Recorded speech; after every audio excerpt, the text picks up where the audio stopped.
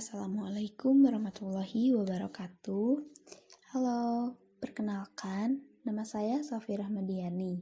Saya mahasiswi semester 5 dari jurusan Tasawuf dan Psikoterapi UIN Sunan Gunung Jati Bandung. Di zaman sekarang, banyak sekali seseorang yang merasa dirinya itu tidak berguna, tidak memiliki hal yang spesial, bahkan dipandang buruk oleh dirinya sendiri. Mungkin berbeda dengan zaman dulu yang berinteraksi hanya sebatas seseorang yang posisinya dekat dengan kita saja. Berbeda di zaman sekarang yang serba canggih, cepat, dan bisa dikatakan transparan, karena semua interaksi manusia bisa diakses melalui dunia maya. Tidak sedikit orang ketika melihat kehidupan orang lain di dunia maya itu seakan-akan kehidupannya sangatlah sempurna, bahagia, dan pada akhirnya membandingkan dengan diri kita sendiri sampai-sampai kita bisa-bisanya merendahkan diri kita ini. Dengan melihat hal tersebut, saya memiliki sebuah proyek yang bernama Aku Menerima Diriku. Proyek tersebut dilakukan dengan metode Feel, Imagine, Do, and Share atau bisa disebut dengan istilah FEED.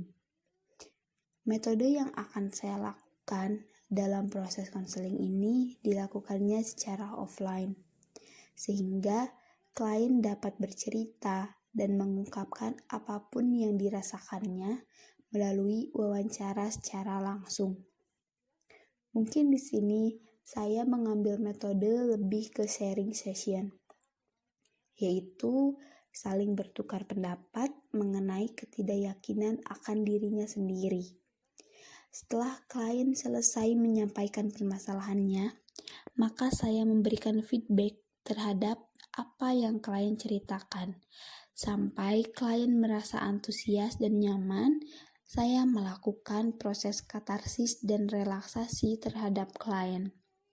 Memperjelas dan mendefinisikan masalah, membuat penafsiran terhadap masalah klien, dan bernegosiasi kontak. Dalam hal ini, saya membantu klien menemukan dirinya sendiri, tidak memberikan saran yang terbaik, tapi mengarahkan klien yang didasarkan pada fakta-fakta yang ada. Dengan harapan klien mampu mengandalkan dirinya sendiri, menemukan dirinya, dan menentukan pilihannya sendiri. Proses yang pertama yaitu feel.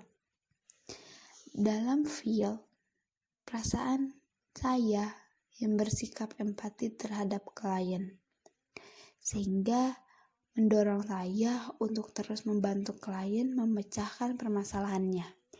Dalam hal ini, klien diarahkan untuk mendengarkan apa yang dikatakan oleh saya dengan baik, memahami kondisi sekitarnya, kemudian klien diarahkan untuk memilih kondisi apa yang ingin ia rubah dan mengajak dirinya sendiri untuk terlibat dan mengandalkan dirinya dalam menyelesaikan setiap permasalahan.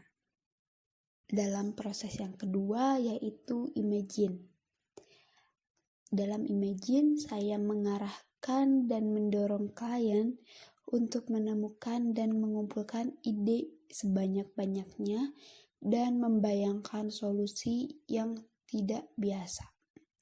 Dalam hal ini, saya tidak boleh membatasi ide-ide yang klien ciptakan. Biarkan klien berimajinasi sehingga eksplorasi ide-idenya itu keluar dan memecahkan permasalahannya sendiri. Untuk memancing klien mengeluarkan idenya, maka saya terus mengarahkan dan memberikan berbagai stimulus terhadap klien sampai imajinasinya terus berkembang memunculkan ide-ide yang menakjubkan. Proses selanjutnya yaitu do. Setelah klien mengamati, merasakan, dan membayangkan solusi apa yang dapat ia gunakan untuk mengatasi permasalahannya, maka klien diarahkan untuk merealisasikan ide-ide yang sudah ia susun dalam membuat sebuah perubahan untuk dirinya sendiri. Dalam hal ini, saya mengarahkan klien, memberikannya semangat, meyakinkan klien bahwa dirinya mampu, dan terus mendampingi klien sampai ia berhasil memecahkan masalahnya sendiri. Proses yang terakhir yaitu share.